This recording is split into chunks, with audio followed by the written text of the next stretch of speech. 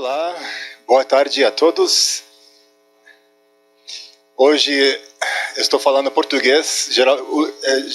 Nesta sala, nesse auditório, geralmente eu falo inglês. Esta disciplina, que é um dia especial, essa disciplina que é escrita acadêmica em língua inglesa, que eu ministro em inglês. Hoje eu estou trocando de idioma, só um pouquinho antes de passar a palavra para nosso palestrante hoje. Hoje é um dia especial na disciplina, porque é um evento aberto ao público. Fizemos isso na primeira edição desta disciplina no ano passado, e fizemos o convite para 7 editores de revistas nacionais e internacionais, para eles falarem ao público sobre os bastidores da publicação acadêmica.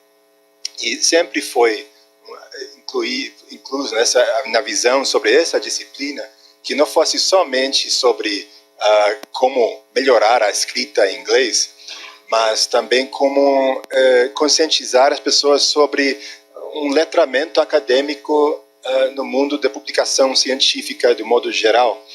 E na primeira semana desta disciplina, escrita acadêmica em língua inglesa, deste ano, eu pedi para a turma assistir esse workshop dos 7 editores daquelas 7 revistas em um vídeo que foi gravado ano passado. Eu perguntei à turma,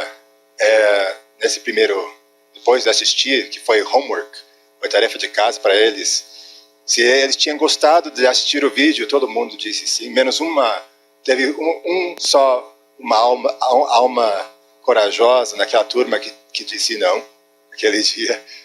E perguntei por que não. Foi muito longa, e realmente a gravação foi muito longa, 7 editores de revistas, mas eu não quis repetir esse evento este ano da mesma forma, mas quis trazer um tema relevante de novo, para que não fosse somente a minha voz aqui na disciplina.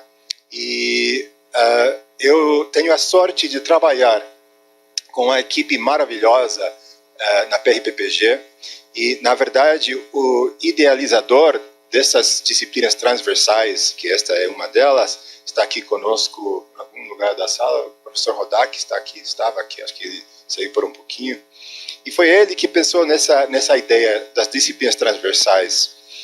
E um dia ele compartilhou, está ali lá em cima, ele compartilhou no grupo de WhatsApp no qual eu estou, um link sobre uma pesquisa nova que tinha saído sobre revistas predatórias.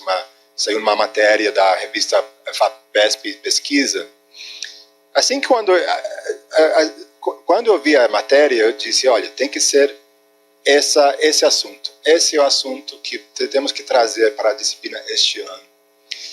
Então, eu quero já agradecer ao professor Rodak por ter compartilhado aquela matéria aquele dia, e eu estou muito agradecido por trabalhar nessa equipe que inclui ele, a nossa pró-reitoria geral de pesquisa e pós-graduação, essa equipe técnica aqui que trabalha conosco, toda a sala, os monitores dessa disciplina que trabalham muito todos os dias, e agora especialmente a nosso convidado, o professor Dr. Marcelo Perlin. Ele é o primeiro autor desta pesquisa que eu mencionei, sobre as revistas predatórias. E só para falar rapidamente sobre ele, antes de passar a palavra para ele, ele fez mestrado na URGS e tem doutorado da Universidade de Reading, na Inglaterra, e da área de administração na URGS. E ele, assim que eu mandei o convite, ele gratamente aceitou o convite.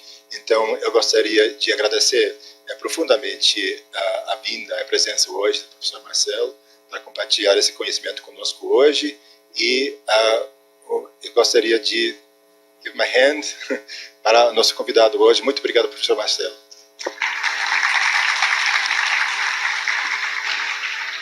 Bom, professor Ron e demais, muito obrigado pelo convite. Eu queria, antes de eu começar a palestra, falar que é um prazer vir aqui falar um pouco sobre meu trabalho e falar um pouco sobre a minha pesquisa, certo?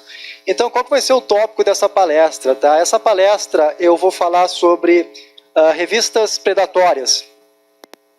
Então, esse é um fruto de um trabalho meu junto com os outros dois professores, tá? Denis Borenstein e o Takeyoshi Masato, onde a gente fez uma análise, tá, da inserção dessas revistas dentro do sistema acadêmico brasileiro.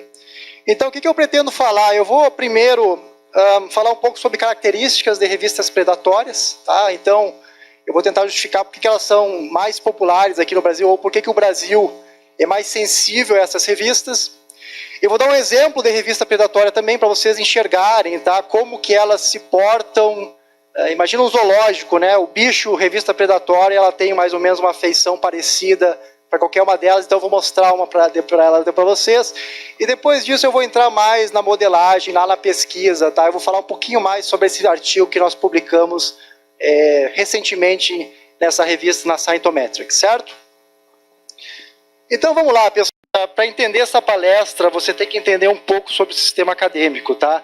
Deixa eu perguntar aqui, ó, quantos mestrandos eu tenho aqui na sala? Levanta o braço. Quantos doutorandos? Quem é que já publicou um artigo no mínimo? Deu aí uns 60% mais ou menos. O Ron subiu a mão.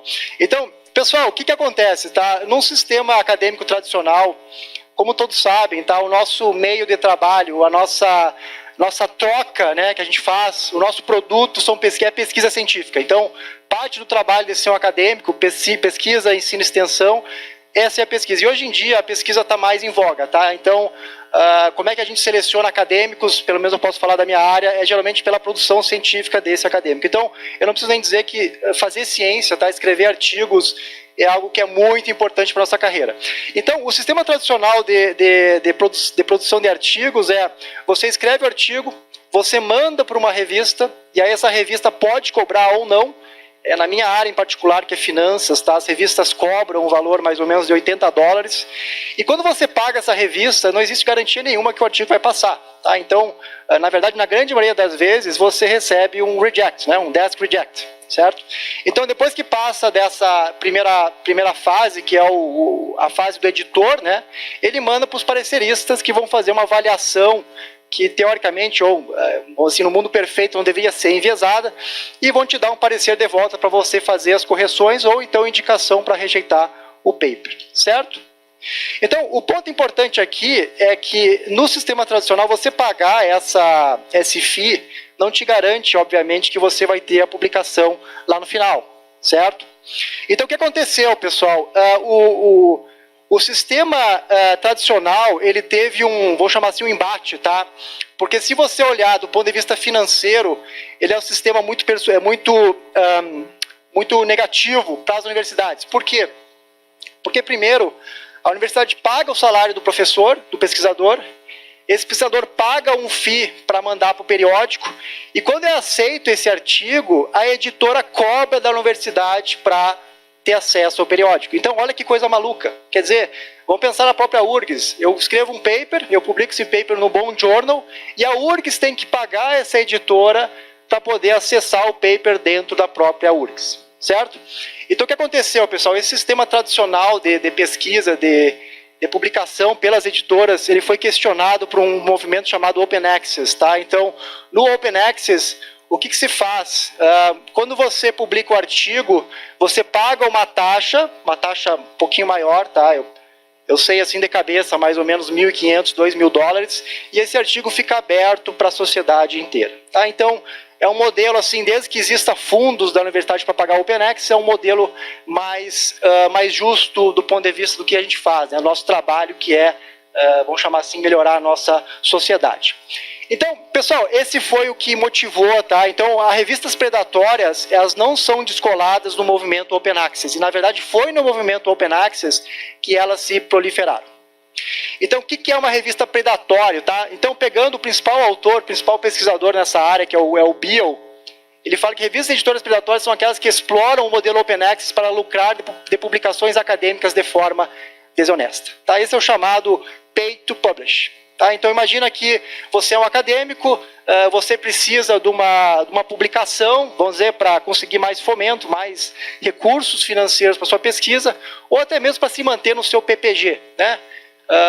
Você vai lá, você paga e você publica. Tá? Então esse é o grande problema das revistas que são predatórias. Tá? Elas eliminam todo esse processo da avaliação, ao mesmo tempo que, em alguns lugares, né, ela vai dar um retorno positivo para o pesquisador. Particularmente para o Brasil, qual que é o grande problema? Tá? Primeira coisa, o Brasil ele ainda não está nos patamares internacionais de pesquisa, tá? Infelizmente. Eu imagino que esse é um trabalho que todos nós aqui estamos construindo, certo? A gente não tem uma cultura consolidada de produção internacional, tá? Claro que isso não é válido para todas as áreas, tá? Vou ter que fazer um grande parênteses aqui. Eu estou olhando mais para todas possíveis áreas de conhecimento e não uma específica. Segundo, pessoal, a gente tem uma centralização, uma certa burocratização da avaliação de pesquisa, né? Como vocês todos já devem conhecer, o chamado Qualis, tá? E o Qualis, pessoal, é uma área muito... um recurso que ele facilita o predatório, tá? Por quê? Porque no momento que uma revista predatória entra no Qualis, ela é uma revista que ela se autolegitima. Tá? Então o Qualis, gostando ou não dele, tá? E eu tenho minhas próprias críticas do próprio sistema Qualis, quando uma revista entra lá, ela fica legitimada. Tá? E fica legitimada dentro do extrato que ela foi colocada. Então imagina, por exemplo, na minha área, que existem revistas predatórias que são A2. Então imagina o incentivo do pesquisador que não consegue fazer uma pesquisa de mais impacto, ele pode simplesmente pagar um valor e vai ter uma publicação A2 que vai valer 80 pontos para aquele pesquisador, certo?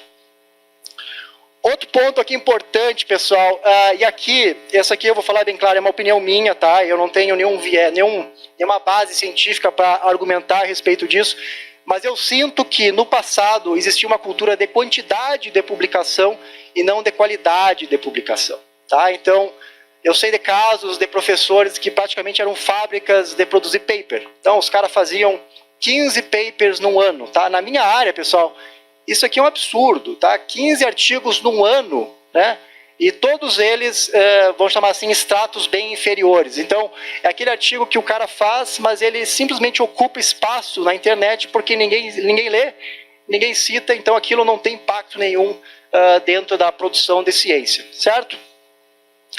Então, por que isso é importante, pessoal? Porque quando você junta essas três características, né, quantidade, baixa inserção internacional, baixa cultura de internacionalização, com essa centralização do Qualis, então o que acontece, pessoal? No momento que entra um predatório no Qualis, devido a esse baixo vamos dizer assim, conhecimento das melhores revistas da área, essa revista se autolegitima e ela vira algo que é aceitável para os pesquisadores brasileiros publicarem. Tá? Então é nesse sistema, tá? Nesse ambiente que essas revistas acabaram se proliferando.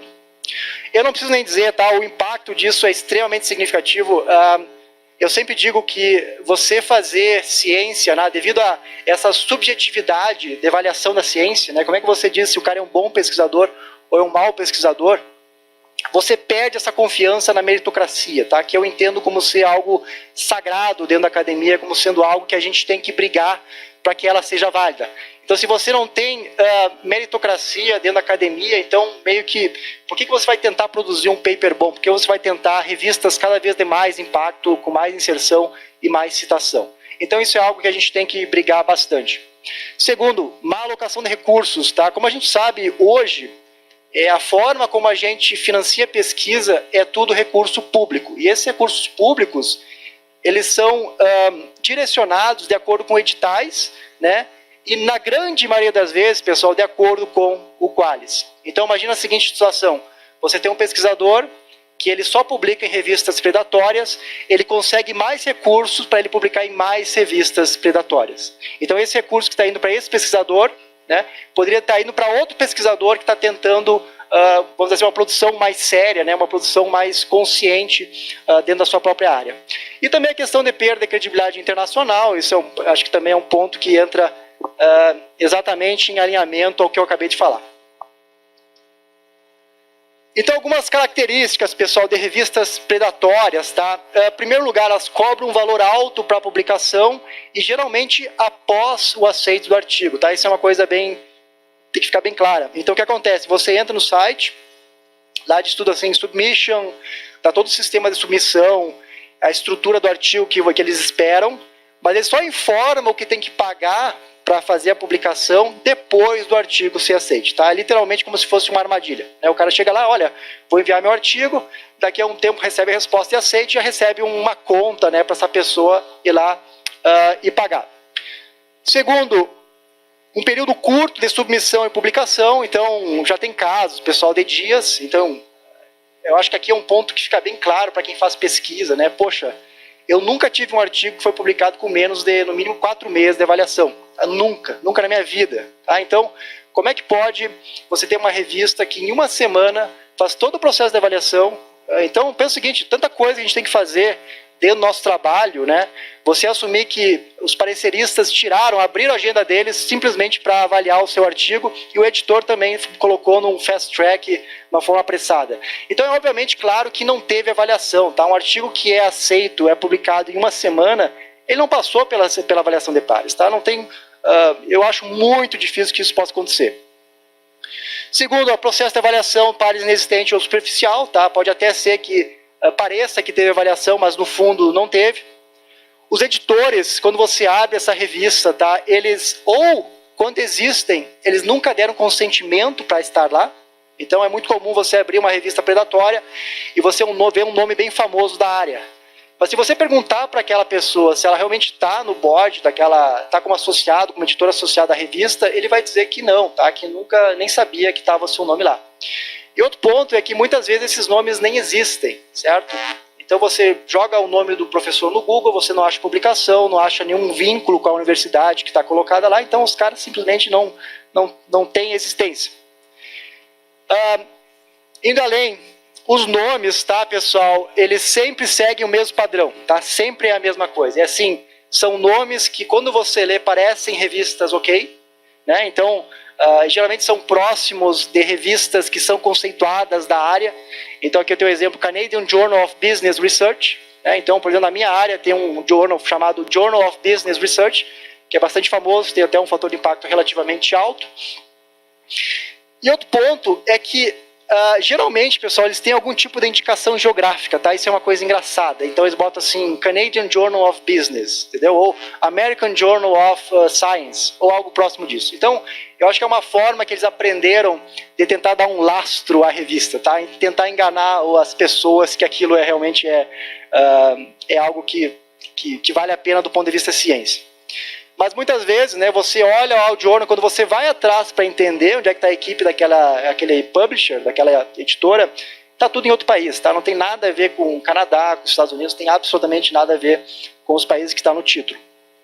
Outro ponto que fica muito claro, tá? O design do site, tá? E a escrita são sofríveis, tá? Parece assim que o cara ele foi no bar, ele tomou lá umas 20 doses de cachaça e em 15 minutos ele fez o site do jornal, tá? Literalmente é isso, pessoal. Então, assim, claramente não foi pensado, foi o primeiro template que ele conseguiu achar em HTML, né? E ele colocou lá naquele site. O inglês, então, nem se fala. Claramente são pessoas que fizeram, né? Que não sabem escrever. O número abusivo de volumes ao ano também. Então, você tem revistas que lançam lá 15 volumes, 20 volumes, 30 volumes ao ano. Eu imagino que vocês já devem saber o porquê. Quer dizer, quanto mais volume, né, mais artigos, mais publicação e mais dinheiro entrando para a editora predatória. Tá? Então, obviamente que eles tentam maximizar o número de papers que eles publicam. E também uma incoerência entre o que eu chamo de proposta e conteúdo. Tá? Então, eu já achei, por exemplo, journals com o título, né, tipo assim, Journal Finance, né, alguma coisa de finanças, mas quando você abre, você tem matérias de geografia, de filosofia, algo que não tem nada a ver com finanças, tá? Então, isso são aspectos que deixam muito claro essa identificação das revistas que são predatórias. Deixa eu tomar uma água aqui.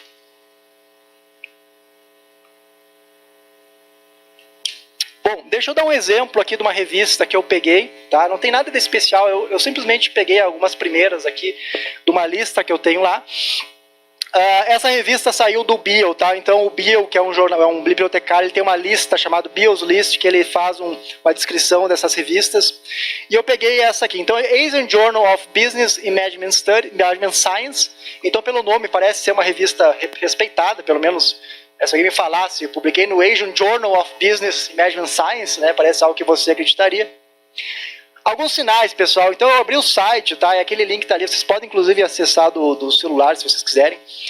O editor associado, tá? Eu não encontrei na página da universidade, tá? O cara não existia linkado àquela universidade. O custo de publicação, $200 e só pagamento em Bitcoin. Olha que engraçado. Então, assim, eu nunca vi isso na minha vida inteira, tá? Então, em 7 anos como professor, eu nunca vi uma revista pedir para o pagamento sem Bitcoin. Tá? Para quem não conhece a tecnologia, tá? O Bitcoin, ele mascara quem está recebendo, então não fica o traço financeiro daquele pagamento. Né? O site, tá? tem sérios erros de inglês, então fica bem claro. E outro ponto muito engraçado é que todos os e-mails de contato são do Gmail. Tá? Então o cara nem se prestou a criar um endereço do própria editora ou do próprio site. Tá? Então, de novo, é aquele caso que o cara fez um site em 15 minutos, né, e fez um e-mail no Google em outros 5 minutos. O mais interessante, pessoal, é que ele aceita doação também. Então, assim, é ao mesmo tempo um journal, né, que você pode publicar artigos, e é um journal que você pode ajudar crianças que estão extremamente com problemas médicos, tá? E de novo, só envio por Bitcoin, tá? Se você tentar mandar um valor lá via um depósito internacional, eles simplesmente não vão aceitar, né?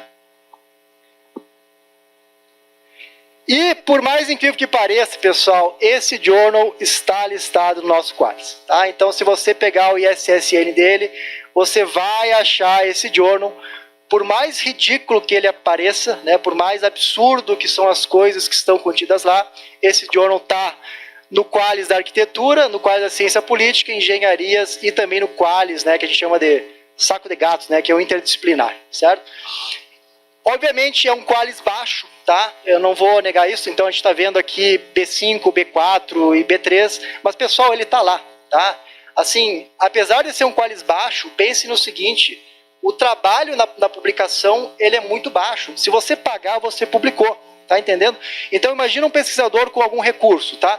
Ele pode pagar $1.000 e vai ter 5 B4 publicados.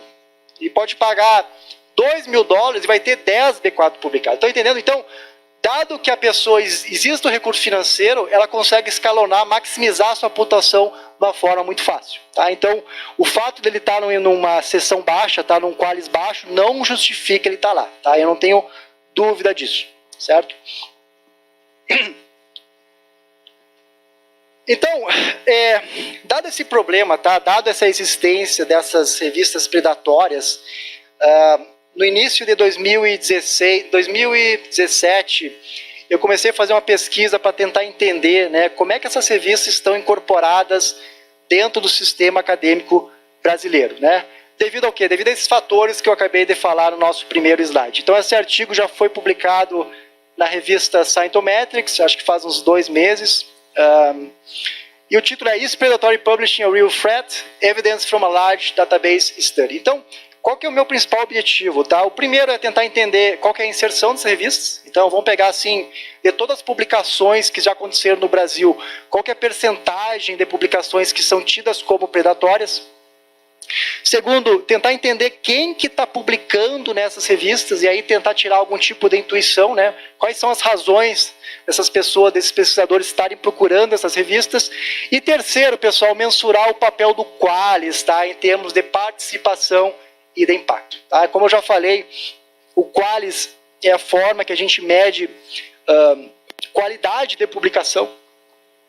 Então eu tentei buscar entender via modelagem o que acontece com uma revista predatória no momento que ela é listada dentro do Qualys. Tá? Eu vou falar um pouco mais disso ali na frente.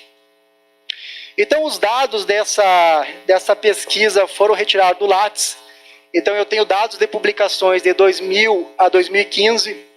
Então qual que é a história aqui, pessoal? Eu sou professor, eu trabalho com pesquisa e tudo mais, mas eu gosto muito de programação. Tá? Na verdade, é uma área que eu sempre me envolvi bastante.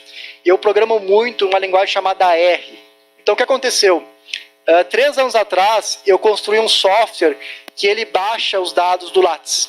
Tá? Então no meu computador, eu tenho, possivelmente, tá, todos os currículos de vocês que estão aqui na sala. Tá? Então, como é que eu fiz isso, pessoal? É basicamente uma tecnologia, não é tecnologia, mas é uma metodologia chamada raspagem de dados. Tá? Então, num primeiro momento, eu pego toda a lista, toda a base de dados que está no Lattes, eu pego todos os currículos, né, os links dos currículos, que para pesquisadores e doutores dá mais ou menos 220 mil. E depois disso eu tenho um outro código que vai baixando um por um e vai salvando as informações. Então, executando esse código, tá, eu montei uma base de dados de todos os currículos de doutores que estão disponíveis no Lattes. Então, essa base de dados eu usei para outras pesquisas também. Então, na verdade, foi o ponto inicial que eu comecei a trabalhar com sintometria, até porque até o momento eu só fazia trabalho na área de finanças, né? Então, no momento que eu tive acesso à base de dados, começou a fazer perguntas, tentando entender como é que alguns fenômenos aconteciam na academia brasileira. Então, a partir disso, pessoal, a partir dessa base de dados bruta, né, o que eu fiz? Eu filtrei para pesquisadores que eram ativos, tá? Então, eu simplesmente peguei pesquisadores com no mínimo 5 publicações. Então, eu queria evitar, por exemplo, aquele cara que terminou o doutorado, mas foi fazer outra coisa, né? O cara não tem nenhuma publicação, certo? O cara não é ativo dentro da produção científica. Eu queria alguém também, eu queria as pessoas, né, que tinham no mínimo uma publicação após 2010, tá?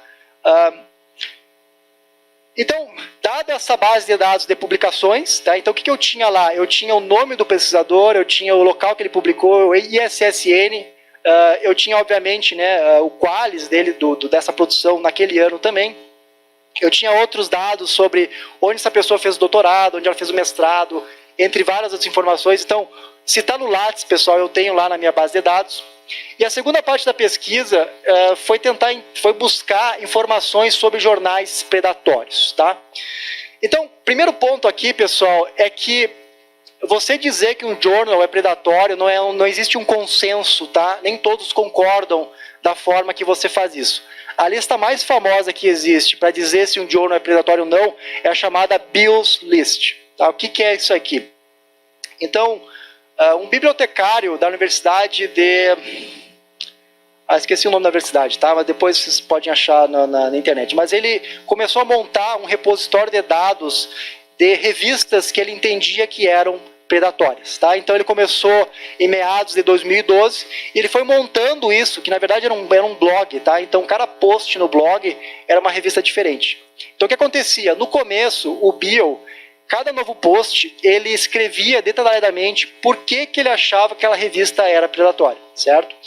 Depois de um tempo, pessoal, era tanta revista que ele estava colocando que ele simplesmente parou de fazer essa justificativa. Então ele simplesmente começou a colocar a lista com aspectos mais gerais, tá? Sem ir muito a fundo a respeito por que ele achava que aquela revista ou outra era predatória ou não.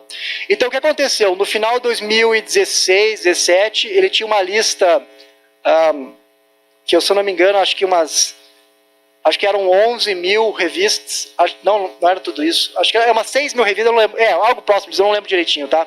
Mas do total de revistas que ele tinha colocado lá. E a grande crítica dele, tá, é que ele, nessas últimas, ele não tinha nenhuma indicação de por que ele achava que aquela revista era predatória ou não, tá? Então, esse foi um dos pontos que a gente discutiu muito dentro da produção desse artigo, porque a gente sabia que simplesmente usar o Beall não ia colar. A gente sabia que um revisor ia olhar e dizer assim, olha, mas existe uma literatura que não concorda com vocês no uso do Beall, né? Então o que a gente fez? A gente pegou essa lista do Beall, tá? E aqui vem outro trabalho de programação, porque a lista ela é um dado que não é estruturado, pessoal. Então eu tive que montar um programa de computador que ele ia de link em link, né? Ele abria o site que existia na lista do Beall e ele procurava o ISSN e o nome da revista, tá? Então é tipo, como é que eu vou dizer assim, é um processo iterativo, tá? Então o que acontecia? Esse software, para cada página, ele me retornava o ISSN da revista, tá? Então ele procurava o padrão do ISSN e retornava isso numa base de dados. Então, além do Bill, eu coletei também os dados do DOAJ, que é Directory of Open Access Journals, tá? Esse é um repositório mais oficial, mais estruturado, de fato é a base de dados mais fácil de conseguir, tá? É só abrir o site, baixar o CSV da página deles. Então o que é isso aqui? Isso aqui é um diretório, pessoal, de revistas Open Access que são respeitadas, tá? Que são indicadas. Tá? Então, até uma dica aqui, se você está em dúvida se alguma revista Open Access ela vale a pena mandar, você vai lá, abre e vê se ela está no DOAJ. E em terceiro, a gente usou também os chamados fatores de impacto, tá? Que eu imagino que todos vocês devem conhecer. Então aqui nós usamos os dois principais, que é o JCR, que é o Web of Science, e também o SJR da Simago, tá? Então qual que é a ideia? Usando esses três critérios, tá? Bill's List, DOAJ e fatores de impacto, a gente montou uma estrutura para dizer qual que é a probabilidade ou a chance de um predatório de um journal ser predatório. Então, primeiro nível, tá? Bill, são aqueles periódicos que estavam no Bill, tá? Que foi encontrado a ocorrência dentro dessa base de dados. O Bill mais DOAJ são aqueles que estão no Bill e não estão no diretório de Open Access. E a terceira é o Bill que não está no DOAJ e também que não tem fator de impacto. Tá? Então, esse é um nível crescente de predatoricidade. Tá? Nem sei se existe essa palavra. Então, vamos pegar agora um pouco de modelagem também, pessoal. Aqui, ó, aqui eu fiquei um pouco na dúvida se eu incluía ou não essa parte de equação, tá? Uma vez um professor me falou para nunca colocar equação nos meus slides, tá? Mas assim, deixa eu ser bem breve, tá? O que é isso aqui? Esse aqui é um modelo que vai dizer o perfil dos pesquisadores, tá? Aqui o que é importante saber? É saber quais são as variáveis que eu estou usando. Então, no lado esquerdo, lá, ó, eu tenho uma dummy de predatório que vai dizer para cada uma daquelas classificações se o journal é predatório ou não. E no lado direito, eu tenho uma dummy que diz se o cara fez doutorado fora do país, tá? A gente tem uma justificativa baseada em outra pesquisa que mostrava que quem faz doutorado fora busca mais qualidade de publicação, né, e menos quantidade. Também uma dummy para gender, né, que é o gênero. Existe muita pesquisa, tá, dentro de sintometria que tenta entender essa diferença de produtividade em relação ao gênero. Então, se homem produz mais, se mulher produz mais e assim por diante. Então, a gente tinha uma intuição também por trás de outra pesquisa para colocar essa dummy.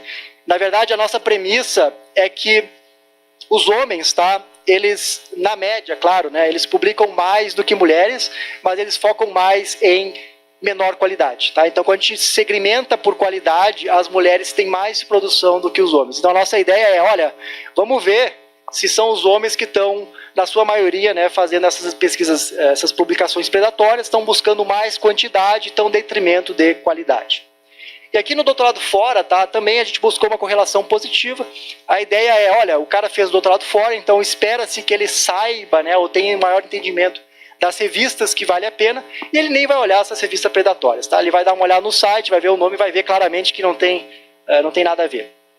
A nossa outra variável, que é diff year, essa é uma variável que conta os anos da publicação para o ano que o cara fez o doutorado. A nossa ideia é ver o seguinte, bom, uma hipótese da pesquisa é que são pesquisadores novos e inexperientes que estão publicando nessas revistas. Então é tipo assim, o cara terminou o doutorado, ele está assim que nem um louco tentando publicar, né, tentando chegar no seu espaço, né, abrir um espaço para ele poder trabalhar, achar uma vaga na universidade, enfim, conseguir um postdoc, e ele vai onde ele conseguir, né?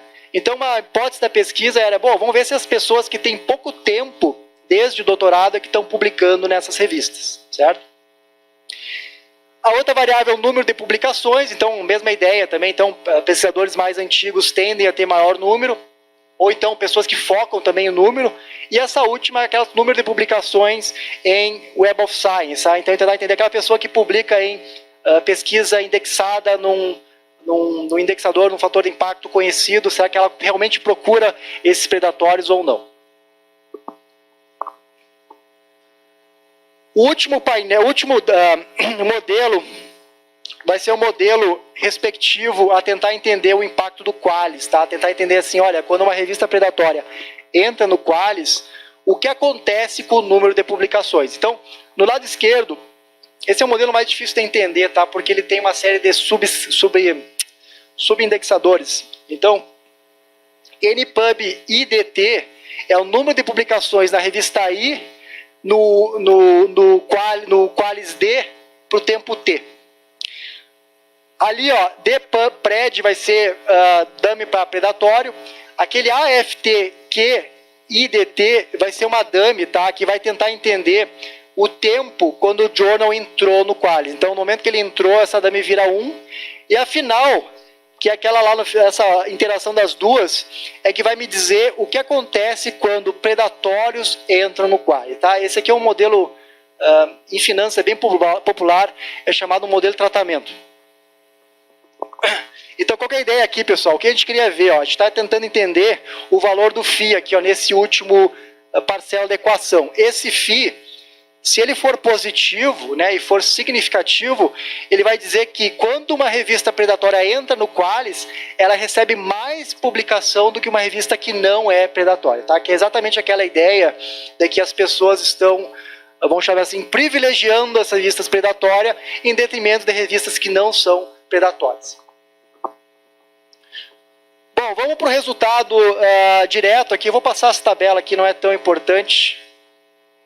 Aqui, ó, o que é mais importante aqui, ó, pessoal, é olhar essas probabilidades aqui. Então, aqui embaixo, eu tenho a percentagem do total de publicações para cada nível do journal ser predatório. O que eu vou chamar atenção aqui, pessoal? À primeira vista, tá, isso parece meio assim, poxa, quer dizer que 0,5% das publicações são predatórias, tá? É um valor muito baixo, e eu diria assim, tão baixo que às vezes nem valeria a pena falar, mas o que eu vou chamar a atenção é que essa estatística é uma estatística incondicional. Agora vamos ver o que acontece quando a gente condiciona no tempo. Esse é o gráfico, tá, que a gente encontra. O que esse gráfico está dizendo? Está dizendo qual que é essa mesma percentagem, mas quando a gente fixa, a gente filtra ano a ano. Então não preciso nem dizer, pessoal, que para as 3 classificações de predatórios, e mais importante, né, a mais grave, que é essa última, essa linha azul aqui que nós estamos observando, teve um crescimento exponencial dessas revistas dentro do nosso sistema brasileiro. Tá? Então fica claro que tem alguma coisa acontecendo aqui, e se a gente não fizer algo, pessoal, isso aqui pode crescer cada vez mais. Então, o número de publicações predatórias cresceu numa taxa maior do que o número de publicações total, o que acaba gerando uma curva que nem a gente está olhando aí no nosso quadro. Eu consigo também filtrar por área, tá? Então, uma hipótese nossa, que a gente queria tentar entender assim, bom, vamos tentar entender se isso é um problema da administração, né? E vamos tentar entender se, por exemplo, em medicina, em engenharia, esse mesmo problema está acontecendo. E a gente encontra, pessoal, o mesmo formato, tá? Não importa qual que é a área de pesquisa que a gente está olhando. Então, claramente, esse é um efeito sistêmico, tá? Não é um efeito individual a cada área. Aqui está o resultado para estimação do modelo do perfil. Então, o que ele está dizendo, ó, pessoal? Então, cada coluna dessa tabela é uma classificação predatória diferente, tá? O que está em negrito e que tem os asteriscos são coeficientes que são significativos. É o efeito, tá? Que, do ponto de vista estatístico, está dizendo, olha, esse efeito é significativo, esse é um efeito que você deve levar em conta, você deve analisar. Então, em primeiro lugar ali, ó, o dummy PhD abroad. Então, vocês podem ver que é um coeficiente negativo, como a gente esperava. Então, a ideia é o seguinte, olha, o cara que fez doutorado fora, ele tem menos chance de publicar em revistas predatórias, tá? Então, esse resultado vai totalmente em linha com a pesquisa anterior que a gente fez, que tentava relacionar o doutorado fora com a publicação em periódicos de qualidade, tá? Então, tá tudo em linha. O gender, pessoal, não fez a menor diferença, tá? Então, o gênero não faz diferença. A gente tem homem, tem mulher, está publicando da mesma forma nesses journals predatórios. O diff-year, observem como ela é positiva, né? E ela cresce à medida que aumenta também essa classificação que a gente fez.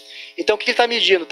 Esse resultado está dizendo que não é o pessoal novo que está procurando essa revista. O pessoal não é a gurizada nova, não é o recém-formado que está procurando pós-doc e tentando achar seu espaço, nada disso. Quem está publicando essa revista, pessoal, é gente com carreira. Tá? A gente achou uma correlação entre tempo de carreira, ou distância de tempo entre a data do doutorado e a publicação, e essa chance de ser predatório. Tá? Então, esse foi um dos resultados que a gente achou que foi bastante impactante. Tá? A gente esperava o contrário nesses coeficientes.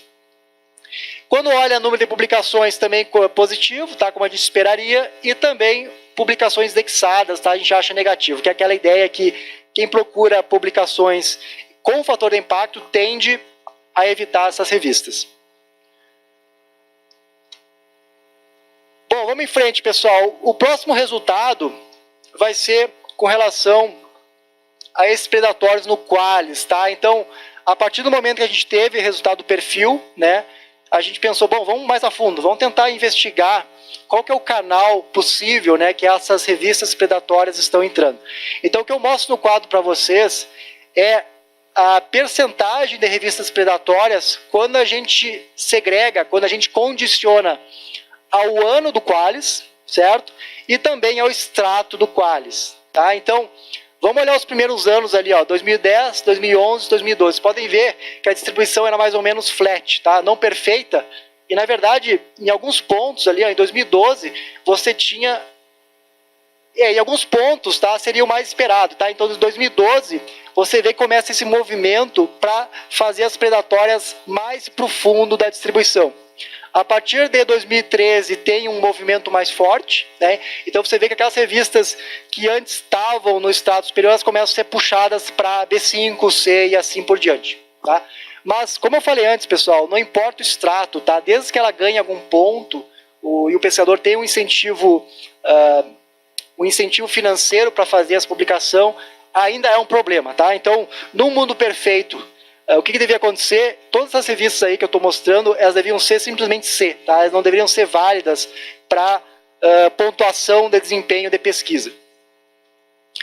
Aqui é o efeito do Qualis, então o nosso modelo de tratamento.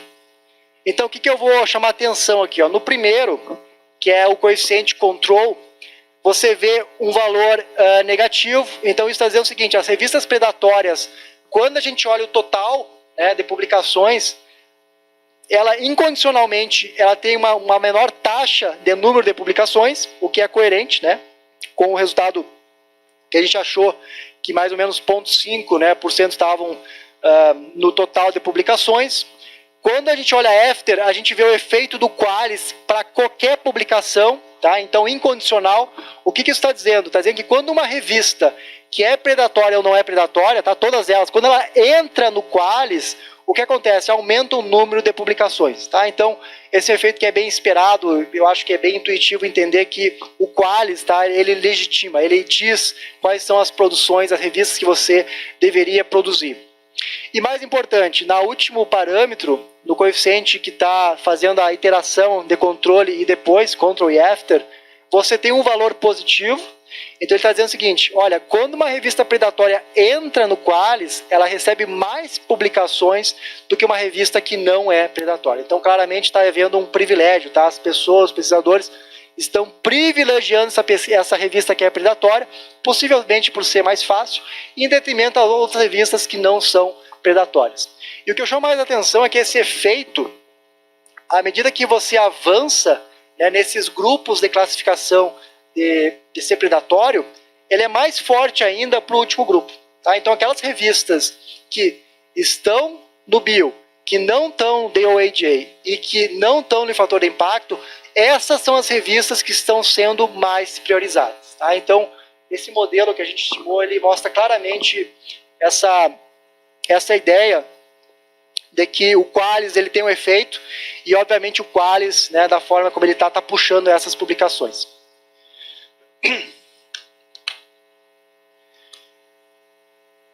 Então vamos fazer uma discussão bem breve. Então, primeiro resultado importante aqui, pessoal. Quando a gente olha assim o total de publicações, tá? 0,5% não é muito, realmente. Mas o mais importante é o formato, tá? A gente vê que está crescendo exponencialmente essa participação de revistas predatórias.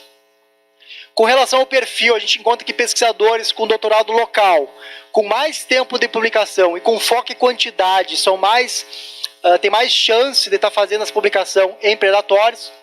Então, uma das sugestões que a gente fez no paper, né, em primeiro lugar, esse é um argumento para a gente aumentar, por exemplo, o financiamento de bolsas no exterior, né, que eu acho importantíssimo.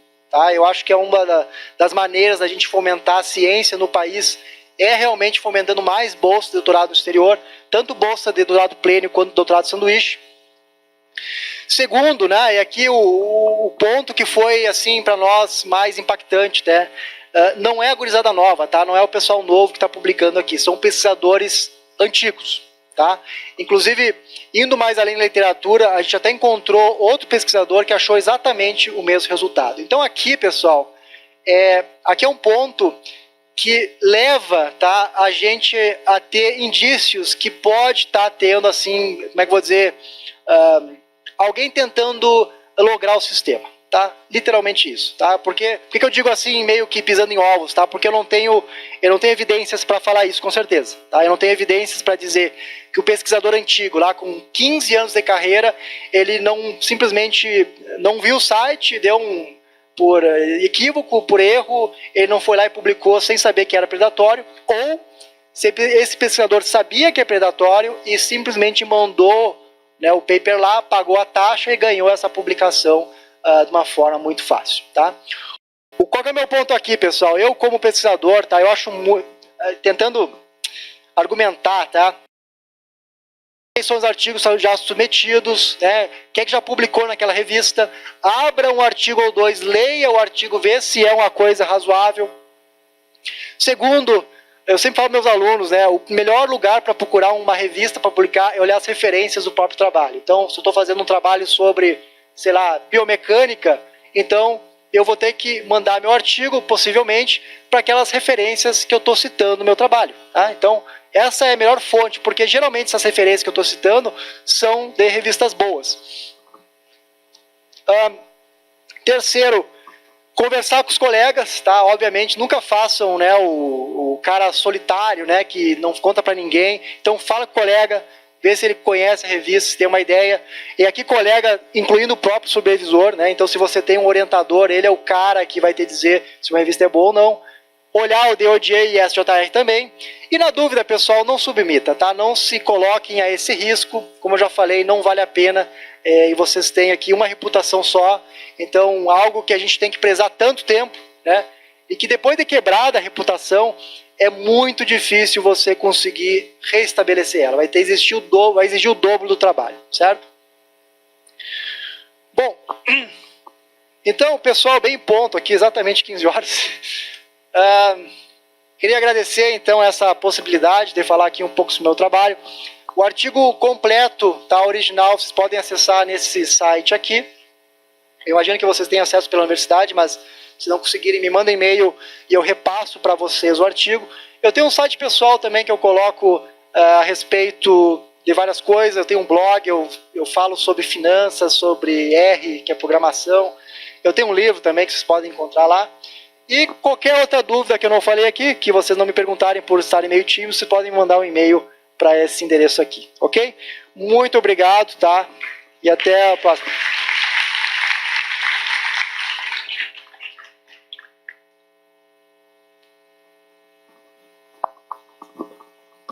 Obrigado novamente, professor. Excelente palestra, excelentes dicas, tema importantíssimo.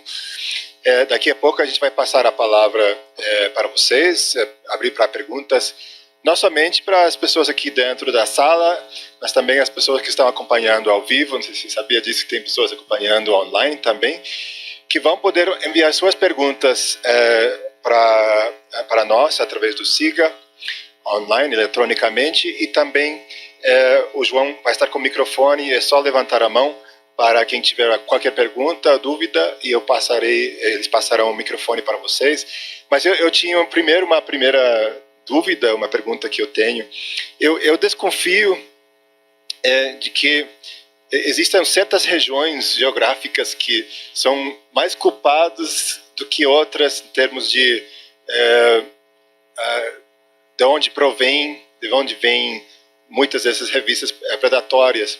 E a minha dúvida é, será que existem alguns movimentos dos governos desses países, dessas regiões, para fiscalizar melhor essas revistas dentro do país? Porque, na minha percepção, se eu fosse do governo brasileiro, se existisse aqui muitas revistas predatórias, até certo ponto, isso para mim seria meio que queimar o filme do país, em termos de reputação internacional, até o ponto de, se alguém, de repente, um pesquisador estrangeiro receber um convite legítimo, diz, olha, esse país tem certa fama. Então, a dúvida é essa, será que, primeiro, existem algumas regiões geográficas que têm mais culpa do que outras? E se existe algum movimento de parte desses governos para fiscalizar internamente? Bom, primeiro com relação à questão geográfica, eu estou de acordo, tá? Eu acho que em alguns lugares existe uma cultura de publicação, tudo que seja, né? Então, eu conheço alguns professores, tá? Não da minha universidade, mas que tentam sempre fazer mais publicação. Então, não é qualidade, né? É quantidade. Então, formam alunos com, sei lá, 50 artigos publicados, que eu imagino que, por exemplo, nos Estados Unidos, quantos alunos você tem com 50 artigos publicados numa revista americana? Não existe, pessoal, tá? Isso não existe, tá? Então, eu acho que acontece. Eu não tenho nenhum suporte de dados, tá? Eu não fiz esse teste, mas é possível fazer. A gente poderia olhar e ver se está concentrado, né, em locais específicos, inclusive, de repente, por pessoas específicas também. A gente pode construir uma rede e ver se aglomera lá num orientador específico, alguma coisa assim. É possível. Isso pode ser Berlim Martinez 2020, de repente. Tá, a pergunta da... Eu tinha mais uma pergunta também sobre os países, né? Assim, esse artigo, quando foi publicado, ele acabou entrando na mídia, ele saiu nesse blog do FAPESP, né, da USP, e saiu também numa mídia internacional de uma agência inglesa, certo? E nesse mesmo blog, eu não lembro se foi da inglesa ou se foi da USP, mas eles entraram em contato com o representante do governo, tá? Então, o que eles falaram? Olha, quando a gente faz esse Qualis, né, é tanto periódico, né, que alguns escapam, tá? Esse foi mais ou menos o argumento da pessoa, tá? Então, na verdade, o contra-argumento, bom, então usa o que a gente fez aqui, pega essa lista que eu montei da base de dados e tenta pegar esses que sobraram, tá? Então, essa que é a posição oficial, extraoficial do governo a respeito disso. Mas eu concordo, tá? Isso realmente fere a nossa reputação aqui no país.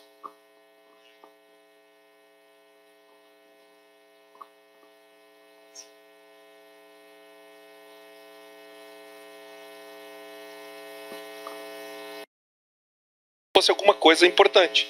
Eu discordo que o Qualis tem um papel modelador. O Qualis tem um papel modelador para quem não entende o que é o Qualis. Porque senão vamos fazer uma coisa, vamos artificialmente criar um dummy. Vamos inserir a Nature, a Science, em todas elas. Aí todo mundo Science, em todas elas. Aí todo mundo só vai publicar na Science e na Nature. Quer dizer, as pessoas publicam lá, muitas vezes, por desinformação, que eu acho que é o mais importante. E eu acho que, nesse sentido, a gente precisava suavizar um pouco essa questão do Qualis, porque o Qualis não é modelador de atitude. Tá? Ele não deve ser visto como modelador de atitude. Tem um artigo na Revista Brasileira de Pós-Graduação, RBPG, é acesso livre para todo mundo, está disponível no Cielo, da professora Rita Barata, que ela fala assim, 10 coisas que você queria perguntar sobre o Qualis e nunca teve coragem. Tá? É muito legal porque ela explica, nesse sentido, essa questão toda do Qualis e dentro dessas curvas ascendentes. E eu acho que, sob o ponto de vista, eu não vim aqui para defender a CAPES, mas eu acho que 99,5% de acerto num mar de 250 mil revistas, ok, né?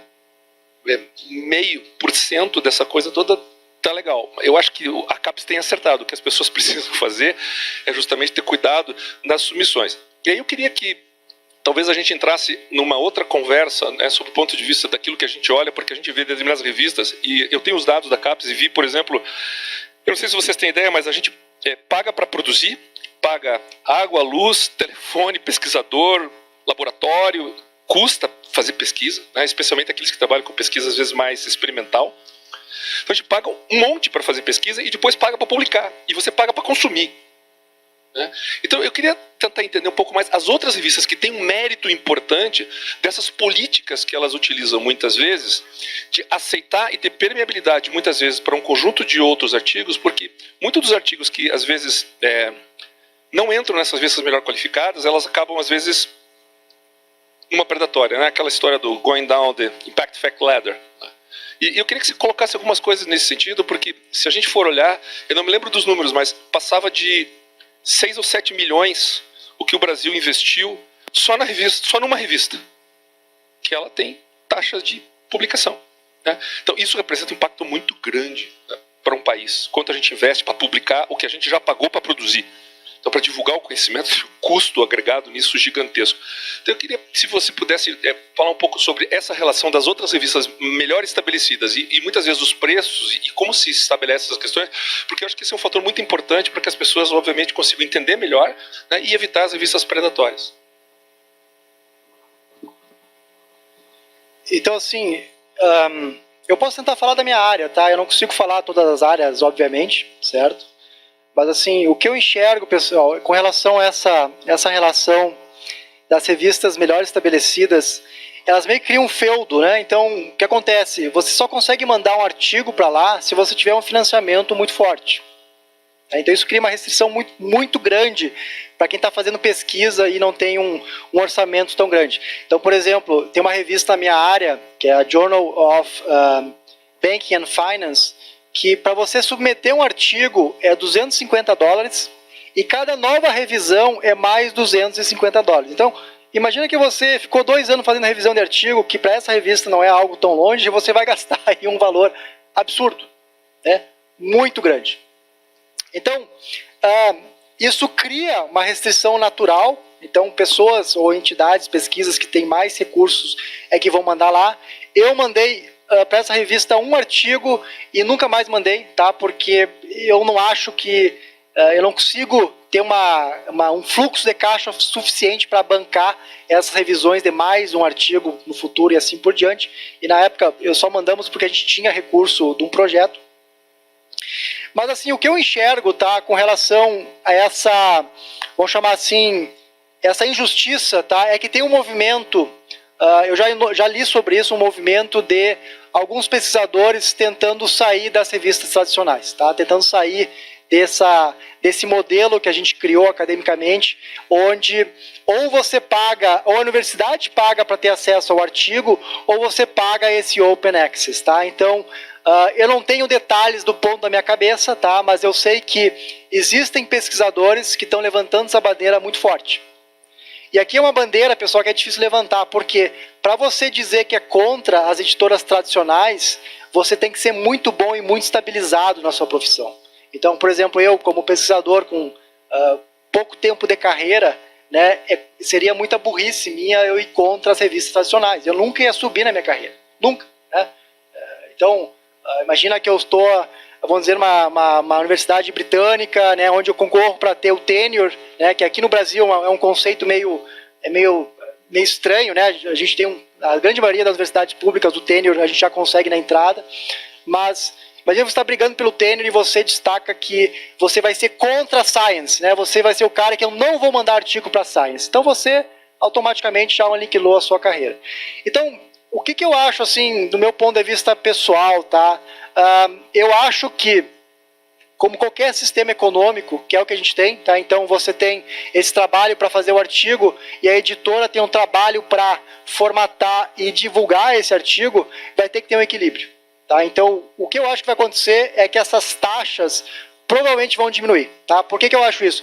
Porque as editoras, pessoal, elas ganham muito dinheiro. Então, o lucro delas, né, que é a gente chama de fluxo de caixa excedente, né, elas têm muita gordura para queimar. Então, eu acho que nesse embate que vai existir entre pesquisadores, acadêmicos, dizendo assim, ó, chega, não queremos mais esse processo, as editoras do outro lado vão acabar baixando o preço, né, para conseguir viabilizar esse sistema que elas têm, ganham dinheiro, mas possivelmente vão ganhar menos dinheiro no futuro. Tá? Então, eu não consigo responder tudo, mas é o que eu consigo dizer por aqui. Tá?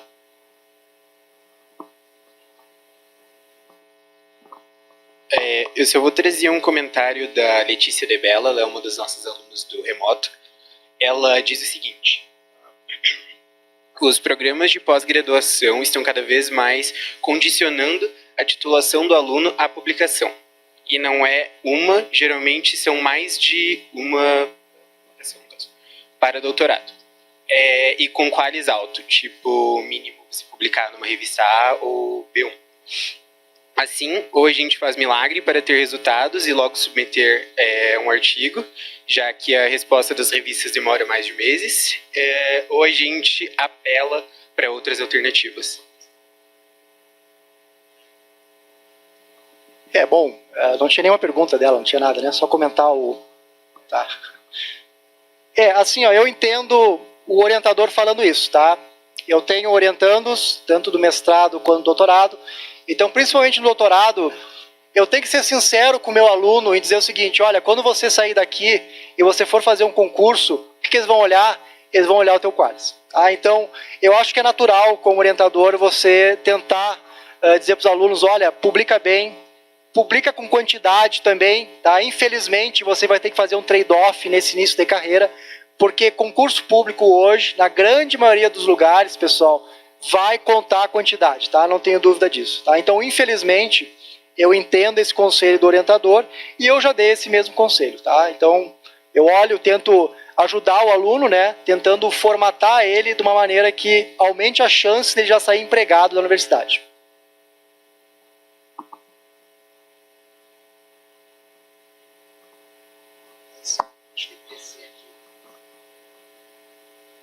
É que não vão ouvir no online.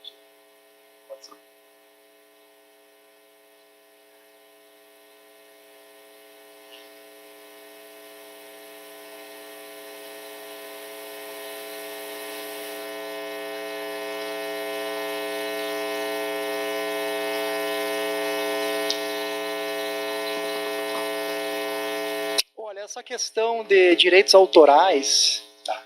Eu não conheço muito bem, tá? Mas eu entendo que se você publicar lá e colocar no Lattes, eu acho que está valendo. Eu acho, tá? Eu acho que nunca vão questionar: olha, você já publicou sua dissertação no site da universidade? Essa pergunta, né? E você publicou lá isso lá num outro periódico. Não, eu acho que não vai ter problema nenhum, porque meus alunos fazem isso, né? Então tem um mestrado lá, a gente pega a dissertação, faz um paper e publica. Porque a dúvida que foi colocada era a respeito, basicamente, de autoplágio, né? Se você, ao mandar um artigo para a revista X, se aquela revista vai ter um conflito, um problema, porque existe na base de dados eletrônica da sua instituição disponibilidade aberta, acesso aberto para teu trabalho. E, na verdade, exatamente como o professor falou, geralmente isso é uma prática normal, não tem problema. A dica que às vezes é passada é que quando você manda o artigo, tem aquela cover letter, né, aquela carta à revista, que simplesmente admita isso, coloque isso na carta, que é um trabalho que veio de tua tese, tua dissertação, ou adaptação, foi um capítulo do mesmo, para que para que ele saiba disso, o editor. Tá, é um trabalho que a gente vai encontrar isso, alguma base, pode dar um problema nos sistemas de plágio, Authenticate, por exemplo, mas isso vai ser uma false alarm, porque vai dar um false positive de que existe já. Mas é importante que o editor saiba disso logo de cara, ao enviar a carta de covering letter. É uma dica que pode ser importante nessa hora para não dar esse conflito.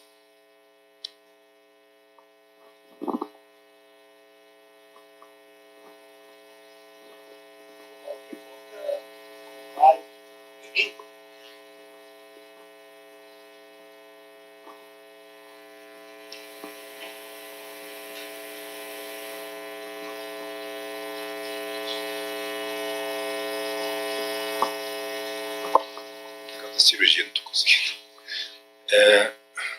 Esse aqui?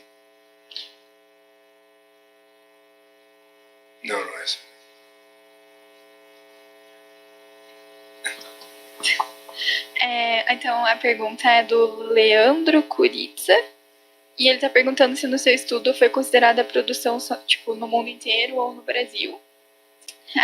E como que é a situação no Brasil, que ele falou, acho que muitas revistas brasileiras acabam tendo qualis mais alto, mas com um fator de impacto internacional bem baixo, pelo menos na minha área veterinária. A pesquisa foi toda baseada no Lattes, tá? Então ela é só a publicação brasileira, tá? Não tem nenhum outro. Mas a gente desconfia que países que assumem sistemas próximos ao Lattes, tá? Então, por exemplo, a Colômbia, a Austrália, tinha mais um país que eu não estou lembrando o último, tá? Mas eles têm algo muito parecido com o Lattes, tá? Literalmente a mesma coisa. Grupos de professores se reúnem, decidem lá, aquele caráter reativo também, né? Quando uma nova publicação entra, olha, analisa e dá um qualis, né? Para aquele país. Tá? Então a gente não fez para esse país, mas a gente suspeita que se fizer vai ter resultados muito semelhantes. Né?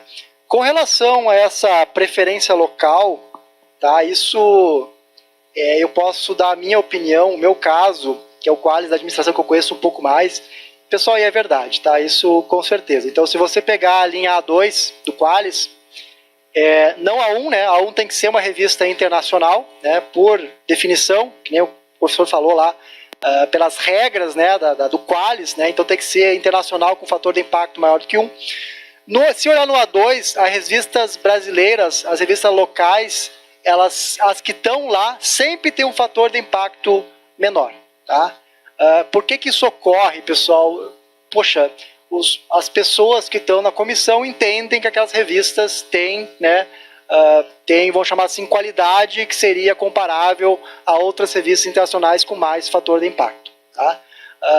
A gente pode tentar argumentar, tá? Mas assim, não tem evidência para dizer que vamos dizer assim, a comissão do qualis está fazendo algo para se auto-beneficiar. Tá? Eu não tenho nenhum subsídio quantitativo para dizer algo nesse sentido, tá? Mas esse é o efeito que a gente observa. Tá?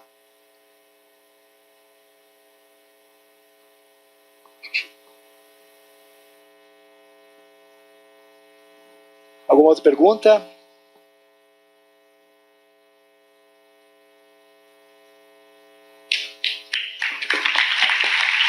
Muito obrigado.